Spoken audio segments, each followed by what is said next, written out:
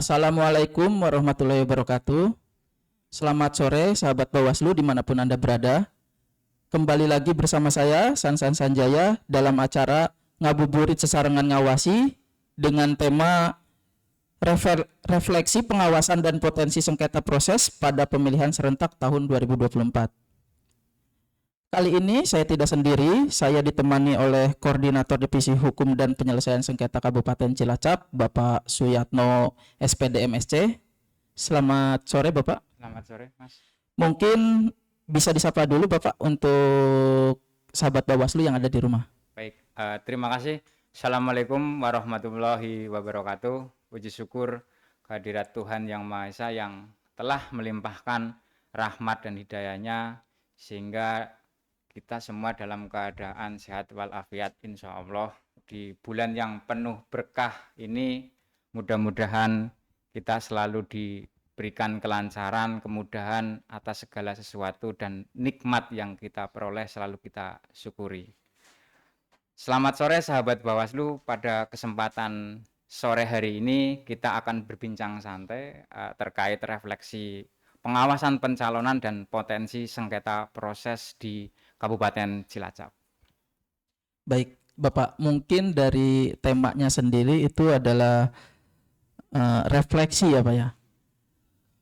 Mungkin bisa diceritakan Bapak kepada rekan-rekan sahabat Bawaslu yang ada di rumah terkait perjalanan tahapan pencalonan yang ada di Kabupaten Cilacap sendiri Bapak.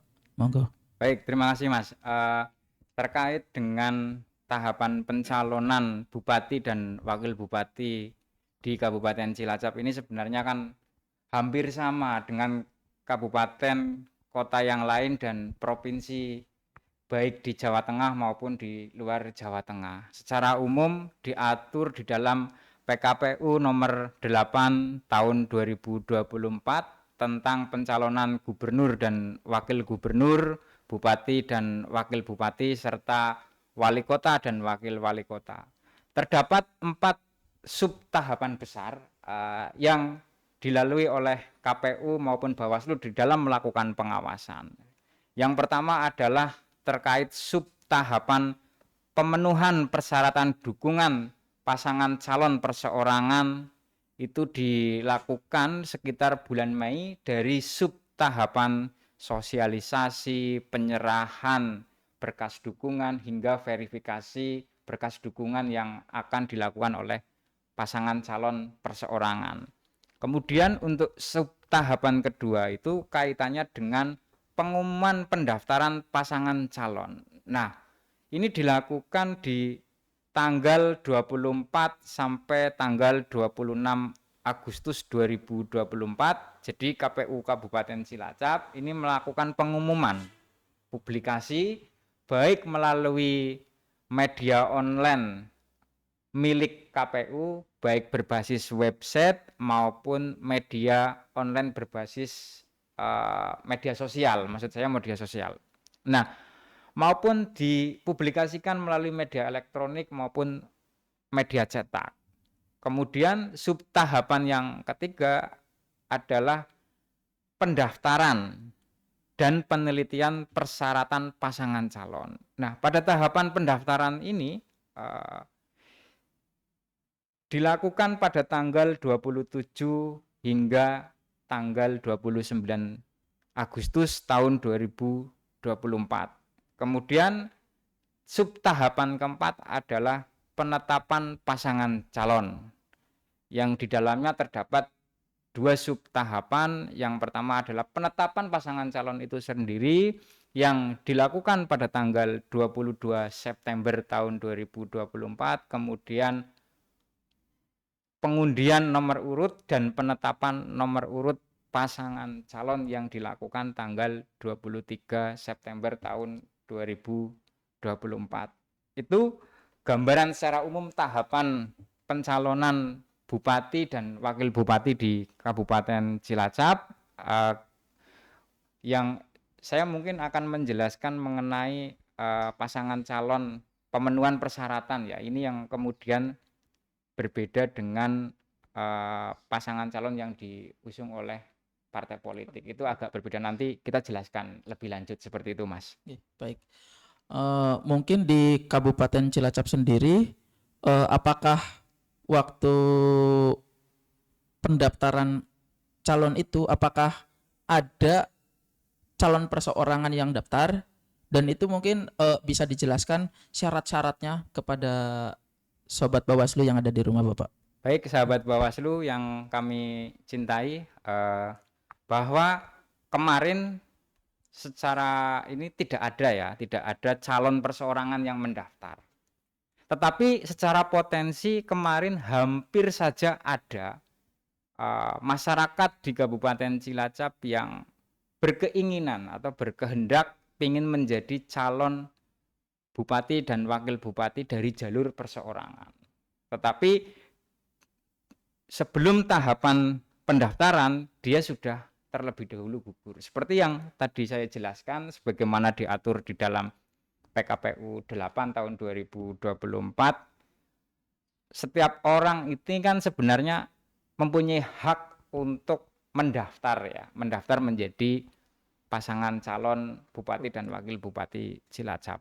Akan tetapi hak tersebut tentu saja harus dipenuhi dengan syarat-syarat yang harus dipenuhi. Nah, dia ada ketentuan syarat yang harus dipenuhi namun belum terpenuhi sehingga dia tidak bisa mendaftar. Nah, terkait penjelasannya seperti apa dan syaratnya seperti apa, yang pertama tadi seperti yang saya utarakan, pada tahap pemenuhan persyaratan dukungan pasangan calon perseorangan yang disosialisasikan pada bulan Mei dan dibuka penyerahan data dukung pasangan calon jalur perseorangan ini juga di bulan Mei 2024, ada salah satu masyarakat dari Kabupaten Cilacap yang mendatangi kantor KPU Kabupaten Cilacap pada waktu itu.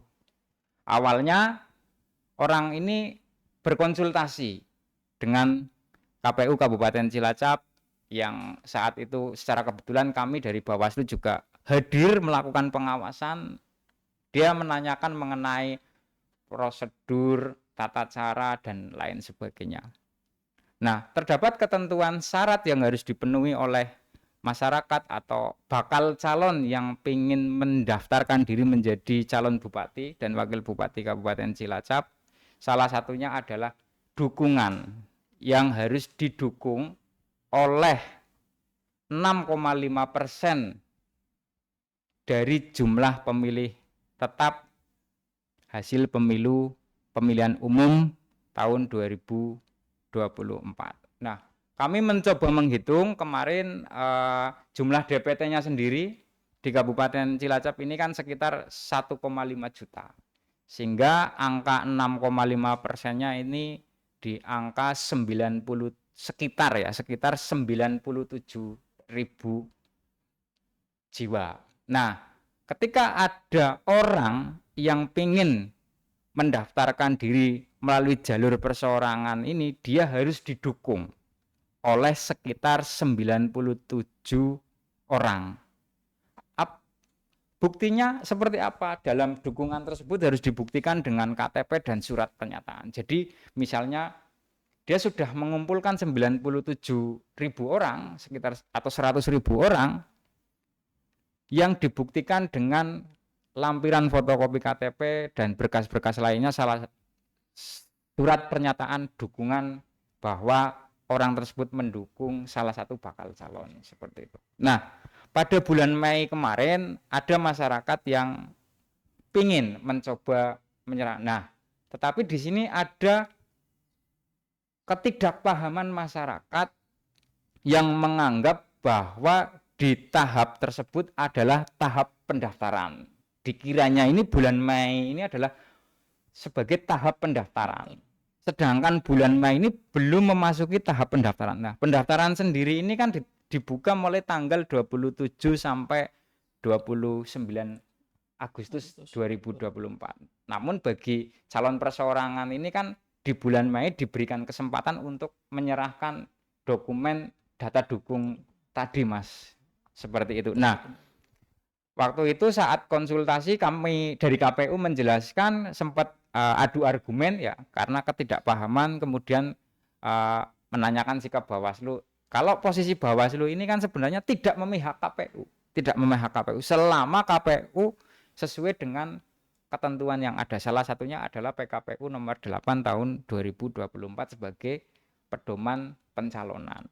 Nah, sehingga kami ikut menjelaskan kepada masyarakat ini bahwa bulan Mei ini tahun 2024 bukan tahap pendaftaran tetapi tahap pemenuhan data dukung. Artinya masyarakat tersebut harus menyerahkan dokumen data dukung ini gitu. Nah, kemudian orang tersebut mencoba mengumpulkan data dukung yang akan diserahkan ke KPU Kabupaten Cilacap. Bahkan saat itu orang ini sempat meminta ke KPU untuk dibuatkan akses silon, dibuatkan akun silon kada. Nah, sempat dibuatkan oleh KPU, tetapi pada tahap selanjutnya dia harus mengupload di silon kada, ternyata tidak diupload dan tidak menyerahkan ke KPU sampai batas akhir, sehingga dia tidak bisa mendaftar di tanggal 27 sampai 29 Agustus. Karena ketika sudah menyerahkan data dukung, kemudian KPU melakukan verifikasi terhadap data dukung ini yang nantinya akan dikeluarkan oleh KPU sebagai surat keputusan bahwa dia sah untuk mendaftar. Nah, nanti yang didaftarkan adalah syaratnya adalah SK yang dikeluarkan oleh KPU. Seperti itu, Mas. Itu kan tadi dari jalur perseorangan ya Pak ya. ya. Kalau dari yang diusung sama partai politik sendiri itu seperti apa Bapak? Untuk dari segi persyaratannya kah? Terus ada berapa pasangan calon yang memang diusung oleh partai politik yang ada di Kabupaten Cilacap sendiri? Oke, terima kasih. Untuk jalur dari partai politik yang mengusung calon bupati dan wakil bupati Cilacap ini kan terdapat beberapa ketentuan yang harus dipenuhi juga. Bahkan ada kemudian menjelang pendaftaran ini ada putusan MK. Nah, nanti ini kita jelaskan. Yang pertama kan jelas ketentuan ini diatur di dalam Undang-Undang Nomor 10 Tahun 2016 yang diatur di dalam pasal 40 ayat 1, kemudian diatur juga di dalam PKPU 8 tahun 2024 yang mana terdapat ketentuan partai politik atau gabungan partai politik yang dapat mengusung pasangan calon bupati dan wakil bupati khususnya di Kabupaten Cilacap. Syaratnya seperti apa? Salah satunya syarat pokoknya adalah bahwa partai politik atau gabungan partai politik harus memperoleh jumlah kursi 20% dari kursi di DPRD kabupaten. Jumlah kursi atau dapat menggunakan jumlah perolehan suara saat pemilu 2024 kemarin di tanggal 14 Februari. Misalnya ada partai politik yang memperoleh kursi 20% dari jumlah kursi itu kan. Misalnya kursi DPRD di Kabupaten Cilacap ini kan ada 50 kursi ya, ada 50 kursi. Kalau ada partai politik atau gabungan partai politik memperoleh kursi 25 kursi, berarti itu kan sudah 50% ya. Sudah 50%. Setengahnya kan 50%. Artinya dia sudah bisa mencalonkan pasangan calon bupati dan wakil bupati. Nah, bagaimana jika tidak berdasarkan dengan perolehan kursi di DPRD hasil pemilu ya? Bisa didasarkan pada perolehan suara hasil pemilu juga. Perolehan suara berapa ribu gitu ya. Yakni 25% dari total suara sah. Nah, untuk Kabupaten Cilacap sendiri ini kan total suara sah sekitar 1 juta. Sekitar 1 juta. Berarti kalau 25%-nya dari suara sah ini kan harus memperoleh suara di atas 250.000 ya untuk tingkat kabupaten baru bisa mencalonkan. Artinya kalau satu partai politik tidak mencapai 250.000 bisa gabungan partai politik yang kemudian diakumulasi. Nah, tetapi di bulan Agustus, di detik-detik terakhir kemarin ini, kalau tidak salah itu di tanggal 20 Agustus kalau atau 1 Agustus, MK mengeluarkan putusan MK nomor 60 tahun 2024 yang menyatakan menganggap bahwa pasal 40 ayat 1 Undang-Undang nomor 10 tahun 2016 ini tidak sah, bertentangan dengan Undang-Undang Dasar. Nah, kemudian di dalam putusan nomor 60 tahun 2024, MK menyatakan bahwa partai politik atau gabungan partai politik yang dapat mengusung calon bupati, wakil bupati maupun mengusung wali kota, wakil wali kota maupun gubernur dan wakil gubernur itu minimal jika jumlah pemilihnya lebih dari 1 juta, ini harus memperoleh suara 6,5% dari total suara sah. Nah, lagi-lagi putusan MK ini kemudian berbeda dengan yang ada di ketentuan Undang-Undang nomor 10 tahun 2016. Nah, oleh karena itu KPU Kabupaten Cilacap harus mengikuti dengan putusan MK ini sendiri. Dan kami dari Bawaslu melakukan pengawalan secara melekat agar KPU mematuhi putusan yang dikeluarkan oleh MK terkait nomor 60. Nah, syaratnya 6,5%. Kalau dihitung ini kan ada sekitar 90.000, 89.000 atau 90.000 partai politik yang dapat mengusung. 6,5% berarti kan 65.000 Pak ya. 65.000. Yang dapat sekitar 65.000 yang dari 1 juta ini kan sekitar 65.000 sampai 69 kalau nggak salah yang bisa mengusung pasangan calon. Nah, dengan adanya putusan MK ini berimbas pada adanya 4 pasang calon atau bakal calon yang didaftarkan oleh partai politik maupun gabungan partai politik di Kabupaten Cilacap. Keempat-empatnya tidak mendaftar di rentang waktu dari tanggal 27 sampai 29 Agustus. Nah, untuk hari pertama ini tidak ada pendaftar, Mas.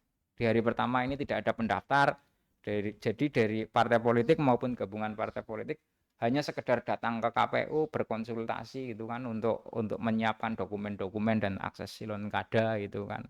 Baru kemudian di tanggal 28 dan 29 ini ada 4 pasang calon yang mendaftarkan diri seperti itu. Baik Bapak, dari sekian banyak rangkaian yang tadi Bapak jelaskan itu, ada nggak sih Pak potensi-potensi pelanggaran atau potensi-potensi sengketa yang timbul dalam proses-proses tersebut, Pak? Kalau berbicara potensi sengketa, tetap sengketa proses ya khususnya. Itu pasti ada, Mas, pasti ada. Nah, oleh karena itu Bawaslu sebelum memasuki tahapan pendaftaran sudah mempersiapkan diri. Jikalau ada dari partai politik atau pasangan calon ini yang mengajukan sengketa.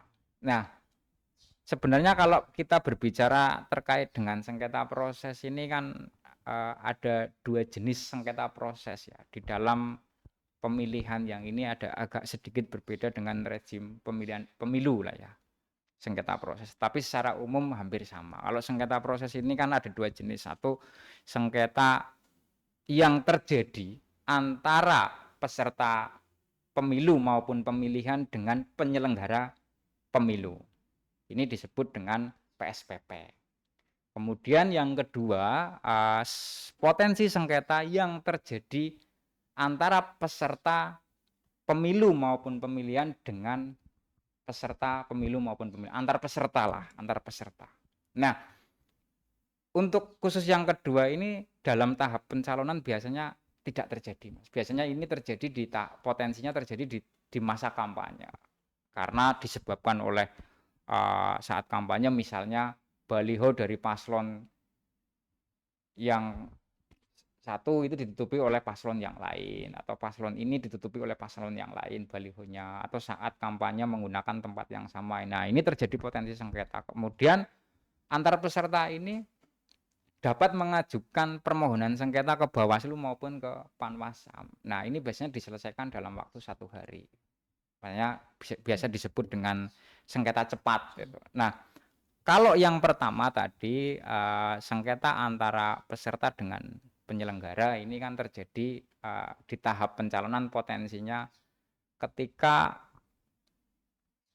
KPU mengeluarkan keputusan atau BA yang berpotensi merugikan secara langsung atau tidak langsung terhadap pasangan calon tertentu atau bakal pasangan calon tertentu. Nah, misalnya dia mestinya lulus administrasi, kemudian karena misalnya fotokopi ijazahnya buram, tidak terbaca dan lain sebagainya, sehingga dibatalkan. Nah, ini berpotensi menjadi sengketa proses. Nah, kalau kewenangan ini ada di tangan Bawaslu Kabupaten, Panwasam tidak diberikan kewenangan untuk menyelesaikan sengketa antara peserta dengan penyelenggara. Itu kira-kira seperti itu. Baik Bapak, mungkin ini pertanyaan terakhir Pak. Dari rangkaian tahapan pencalonan khususnya, ada nggak sih Pak hambatan-hambatan yang timbul dan langkah Bawaslu sendiri untuk ya langkah-langkah Bawaslu langkah-langkah yang dilakukan oleh Bawaslu untuk meredam hambatan tersebut, Pak? Ya, kalau berbicara hambatan atau kendala selama tahapan pencalonan ya ada Mas kemarin. Salah satunya itu kan akses silon kada yang terbatas. Nah, kami kan sesuai amanat undang-undang bahwa Bawaslu ini kan harus melakukan pengawasan secara melekat pada setiap tahapan. Salah satunya pengawasan secara langsung di lapangan ketika pendaftaran maupun pengawasan terhadap silon kada. Nah, silon kada ini kan sebenarnya jadi gini, KPU di dalam menerima pendaftaran pasangan calon ini kan kemudian tidak hanya secara langsung di mana pasangan calon menyerahkan secara, tetapi juga harus upload dokumen di silon kada yang sebelumnya pasangan calon ini kan mengajukan permohonan agar dibuatkan akun silon. Nah, kemudian di akun silon dari masing-masing pasangan calon ini berkas-berkas pencalonan itu kan, berkas pencalonan dan syarat calon khususnya ini diupload di situ. Nah, Bawaslu juga diberikan akun oleh KPU. Hanya saja sayangnya akun yang dimiliki oleh Bawaslu ini aksesnya terbatas. Jadi kita hanya dapat melihat dokumen pencalonan, bukan dokumen syarat calon. Nah, dokumen pencalonan kan hanya sekedar surat rekomendasi itu kan dari partai politik atau gabungan partai politik yang mendukung salah satu atau pasangan calon, yang merekomendasikan pasangan calon. Kita hanya bisa melihat itu saja. Tetapi kita tidak bisa melihat misalnya apakah KTP-nya sesuai dengan si pasangan calon tersebut, apakah ijazahnya sesuai. Misalnya kalau dia nama ijazah dengan KTP apakah sesuai. Terus apakah dia sudah mengundurkan diri kalau dia menjabat sebagai PNS atau menjabat dari TNI Polri kan ini kan tidak boleh ya. Kalau TNI Polri PNS ini kan nggak boleh nyalon. Boleh nyalon menjadi calon bupati dan wakil bupati tapi dia harus mengundurkan diri. Nah, kita ini tidak bisa melihat dokumen itu, Mas. Bahkan keabsahan ijazah misalnya atau dokumen lain NPWP, putusan pengadilan dan lain sebagainya, kita tidak bisa melihat itu.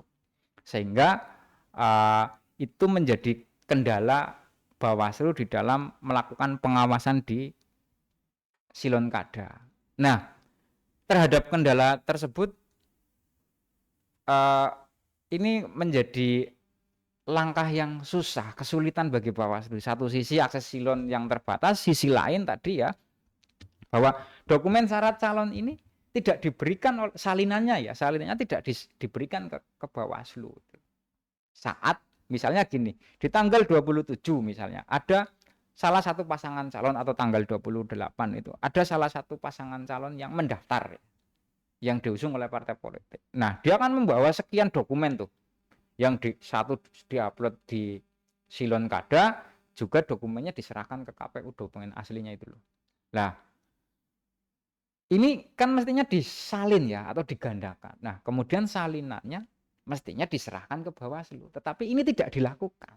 Sehingga kami tidak bisa memeriksa keabsahan dokumen tersebut ya, syarat calon khususnya tidak bisa memeriksa. Nah, dokumen tersebut baru diserahkan ke Bawaslu setelah proses verifikasi dan tahapan pencalonan ini selesai. Nah, gimana kita mau melakukan pengecekan ini sedangkan kami hanya menerima dokumennya di akhir setelah proses itu dilalui.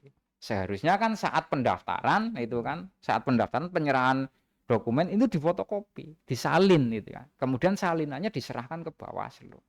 Nah, kemudian Bawaslu melakukan pemeriksaan kebenaran keabsahan dokumen tersebut. Absah tidak itu loh, Pak. Nah, sayangnya ini tidak dilakukan dan tidak diberikan oleh KPU. Nah, sehingga itu menjadi kendala yang cukup berarti ya bagi Bawaslu khususnya di Kabupaten Cilacap. Tetapi ini tidak menyurutkan pengawasan yang kami lakukan.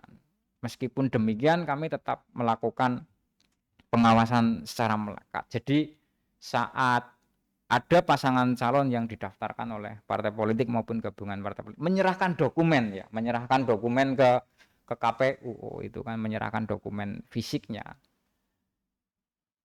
kan ada petugas administrasi ya, verifikatornya yang memeriksa itu kan, memeriksa dokumennya lengkap atau tidak. Nah, kemudian kami juga ikut nimbrung di sini, apa ya bahasanya, ikut memeriksa. Tetapi itu juga menjadi kendala karena dokumen yang cukup banyak, berkasnya cukup banyak. Kita tidak diberikan spare waktu yang panjang untuk memeriksa. Kalau bisa dibawa pulang dengan di fotokopi kan kita bisa meneliti secara detail. Tapi saat itu juga kan keterbatasan waktu sehingga menjadi kendala. Tetapi kita tetap fokus itu, diupayakan untuk fokus memeriksa dokumen tersebut lengkap. Nah, akhirnya setelah diperiksa saat itu juga dinyatakan lengkap, kemudian dari petugas verifikator mencentrang di Silon Kada bahwa dokumen 1, 2, 3, dan 4 dan seterusnya itu dinyatakan lengkap. Jika belum lengkap ditulis belum lengkap. Nah, kemudian di tahapan verifikasi pun kita melakukan hal yang sama. Jadi pada intinya Bawaslu Kabupaten Cilacap membangun komunikasi secara intens dengan KPU Kabupaten Cilacap bahwa dokumen-dokumen tersebut, syarat-syarat tersebut harus dinyatakan lengkap dan sesuai dengan ketentuan yang ada. Kita memastikan itu betul. Bahkan saat verifikasi administrasi itu kan kita juga KPU verifikasi di mana itu kan, kenapa kita pertama tidak langsung datang ikut verifikasi, kita menanyakan dulu kenapa di sana yang diverifikasi itu kan. Alasannya apa? Oh, karena misalnya ijazahnya Burem itu kan, namanya Burem itu kan, atau gelarnya karena fotokopian ya mungkin sudah cukup lama disimpan sehingga kan agak burem sehingga perlu dicek keabsahannya di kampus tersebut atau di sekolah tersebut. Seperti itu, Mas, yang kami lakukan. Artinya intens komunikasi dengan KPU itu. Baik, berarti untuk akses silon yang terbatas itu memang terjadi di Kabupaten Cilacap gitu, Bapak? Nampaknya tidak hanya di Kabupaten Cilacap. Saya coba komunikasi dengan rekan-rekan kabupaten kota yang lain ya, yang khususnya di Jawa Tengah itu saat rakor dengan provinsi, ternyata juga itu terjadi. Artinya bahwa kemudian saya mengasumsikan bahwa ini tidak hanya terjadi di Kabupaten Cilacap, tapi ini terjadi secara masif gitu ya. Artinya dari kebijakan KPU RI kebijakan. Nah, KPU Kabupaten Cilacap juga tidak dalam hal ini tidak bisa disalahkan karena apa? KPU Kabupaten Cilacap hanya pelaksana dari kebijakan yang dikeluarkan oleh KPU RI. Seperti itu. Berar- Iya, Berarti untuk akses silon itu memang secara nasional memang terbatas gitu. terbatasnya itu menjadi menurut saya menjadi kendala dan perlu dibenahi. Artinya Bawaslu RI perlu berkoordinasi dengan KPU RI untuk menekan lah atau seperti apa agar kedepannya ya khususnya kedepannya saat pemilu nanti atau pemilihan kepala daerah agar akses silon kada ini diberikan secara full.